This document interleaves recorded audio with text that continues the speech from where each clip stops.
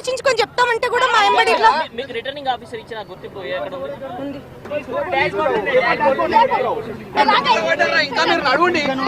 ఇది మొత్తంగా చూస్తే తాము ఇండిపెండెంట్ గా గెలిచిన అభ్యర్థులు మమ్మల్ని బలవంతంగా అంటే మేము ఇంటికి వెళ్తామంటే కూడా ఇంటికి కూడా వెళ్ళనీయకుండా అడ్డుకుంటున్నారు. ఈ రెండు పార్టీలకు సంబంధించిన నేతలంతా కూడా మమ్మల్ని తీసుకెళ్లే ప్రయత్నం చేస్తున్నారు. దీంతో ఇబ్బందికరంగా ఉంది. మాకు ప్రొటెక్షన్ ఇవ్వాలంటూ కూడా వాళ్ళు కోరుతున్న పరిస్థితి అయితే ఉందని చెప్పుకోవచ్చు.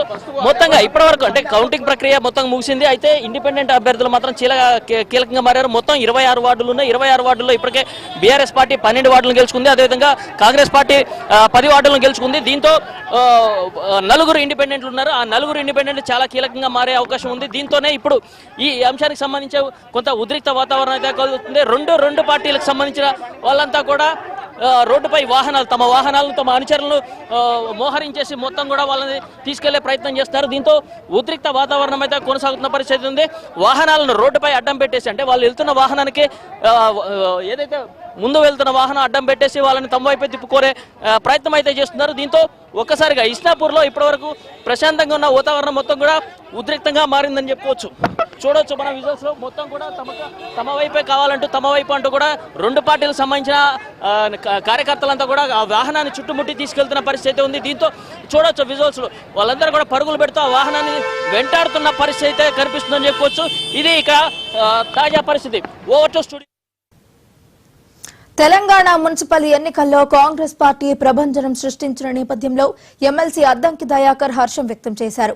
కాంగ్రెస్ పార్టీకి అఖండ విజయాన్ని అందించిన రాష్ట్ర ప్రజలకు ఆయన హృదయపూర్వక కృతజ్ఞతలు తెలిపారు. ముఖ్యమంత్రి రేవంత్ రెడ్డి, పీసీసీ అధ్యక్షుడు మహేష్ కుమార్ గౌడ్, రాష్ట్ర ఇన్ఛార్జ్ మీనాక్షి నటరాజన్ సమర్థవంతమైన నాయకత్వంతోనే ఇది సాధ్యమయ్యిందని కొనియాడారు. మంత్రులు, ఎమ్మెల్యేలు, ఎంపీలు, క్షేత్రస్థాయి కార్యకర్తల కఠోర శ్రమకు ప్రజల ఆశీర్వాదం తోడయ్యిందని, అందుకే రాష్ట్ర వ్యాప్తంగా హస్తం జెండా రెపరెపలాడిందని పేర్కొన్నారు. కాంగ్రెస్ పార్టీ మున్సిపల్ ఎన్నికల్లో, మున్సిపల్ కార్పొరేషన్ ఎన్నికల్లో క్లీన్ అండ్ క్లియర్ మెజారిటీతో తెలంగాణ పట్టణ ప్రజల ఆశీర్వాదంతో పెద్ద ఎత్తున విజయం సాధించింది. ఆ విజయానికి కారకులైన ప్రజలకు ప్రత్యేక కృతజ్ఞతలు. మున్సిపల్ వార్డులలోను, కార్పొరేషన్ డివిజన్లలోను ప్రజలు తమ యొక్క తీర్పును స్పష్టంగా, కార్పొరేషన్స్ కూడా 4 కార్పొరేషన్లు ఈరోజు కాంగ్రెస్ పార్టీకి ఇచ్చినందుకు పట్టణ ప్రజలకున్న నమ్మకాన్ని ముఖ్యమంత్రి రేవంత్ రెడ్డి గారు ఎప్పుడు కూడా వమ్ము చేయడు.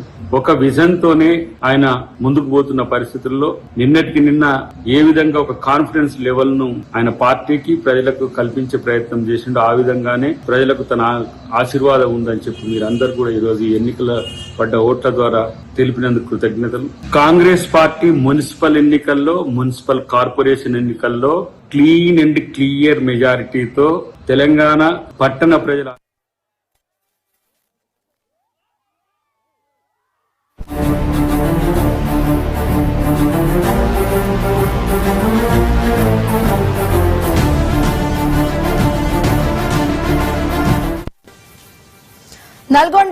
నల్గొండ జిల్లా ఆర్జాలబావి కౌంటింగ్ కేంద్రం వద్ద తీవ్ర ఉద్రిక్తత నెలకొంది.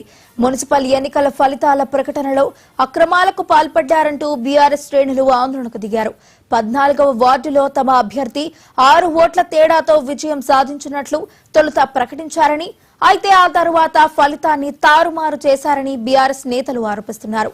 దీనిపై తాము రీకౌంటింగ్ కోరినా అధికారులు ఏమాత్రం పట్టించుకోలేదని వారు ఆగ్రహం వ్యక్తం చేస్తున్నారు. ఈ క్రమంలో కౌంటింగ్ కేంద్రం లోపల ఆందోళనకు దిగిన మున్సిపల్ మాజీ చైర్మన్ బందడి సైదిరెడ్డిపై పోలీసులు బలవంతంగా అరెస్టు చేసి పోలీస్ స్టేషన్ కు తరలించారు.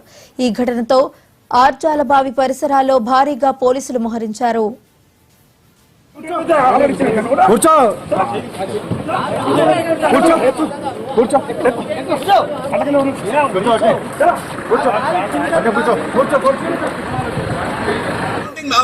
ఆర్ఓ సాటిస్ఫై అయినా నేను ఆర్ఓ అంటే సాటిస్ఫై కావాలంట. ఆర్ఓ సాటిస్ఫై అయినా నేను ఆల్రెడీ అందుకే కాంగ్రెస్ గెలిచిందని కాంగ్రెస్ అభ్యర్థికి సర్టిఫికేట్ గెలిచినట్టు సర్టిఫికేట్ ఇచ్చి దొంగసాటుగా పంపించి దీనికి ఒత్తాసగా అలా ఉన్న పోలీసు మేము అడిగితే కూడా మీరు ఉండొద్దు, మీరు వెళ్ళిపోవాలి బయటికి, మీకు ఏం అవసరం ఇక్కడ రీకౌంటింగ్ ఆర్ఓ గారు సాటిస్ఫై అయితేనే దానికి ఆల్రెడీ ఆర్ఓ గారు సాటిస్ఫై అయ్యారు, కాంగ్రెస్ అభ్యర్థి గెలిచిందని వాళ్ళు ప్రకటించారు. ఫస్ట్ ఏమో బీఆర్ఎస్ అభ్యర్థి పొద్దున గెలిచిందని ప్రకటించారు.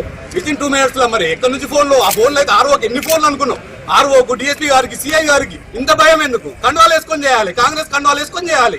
అదే మళ్ళీ 6వ వార్డులో టీఆర్ఎస్ గెలిచిందని ఆర్ఓ గారు అనౌన్స్ చేసి కాంగ్రెస్ గెలవలేదని మళ్ళీ రీకౌంటింగ్ పెట్టారు. ఆడ కూడా మళ్ళీ 6వ వార్డు కాంగ్రెస్ గెలిచిందని ఆ సర్టిఫికేట్ ఇచ్చేస్తారు. అదే 29వ వార్డులో ఎంఐఎం గెలిచింది, ఎంఐఎం కూడా రీకౌంటింగ్ పెట్టారు. మళ్ళీ అలా కూడా కాంగ్రెస్ గెలిచిందని సర్టిఫికేట్ ఇచ్చేస్తారు. ఇంత దౌర్జన్యమా? ఎందుకంత ఇంత మంత్రి గారు ఫోన్ చేయగానే ఏమంటే రూల్స్ మారిపోతాయా? పోలీసు వాళ్ళు కూడా మొత్తం కండువాలు వేసుకొని కాంగ్రెస్ కండువాలు వేసుకునే చేస్తున్నారు.